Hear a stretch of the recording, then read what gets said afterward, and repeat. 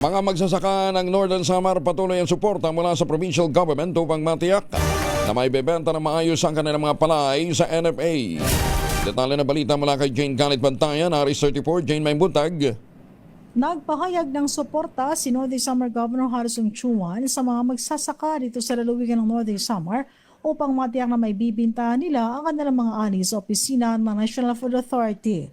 Sa naging pagpupulong ng gobernador at ng opisina ng NFA, tiniyak ang kanyang suporta sa programang Masagana Agri-Food Infrastructure Modernization ng Department of Agriculture at National Food Authority.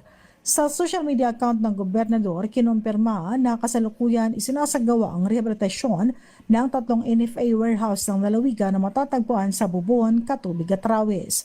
Layunin ng proyektong ito na mapanatiling maayos ang pag-iimbak ng supply ng bigas, mapalawak ang kapasidad ng mga bodega at mas marami pa ang mabibiling ani mula sa mga magsasaka.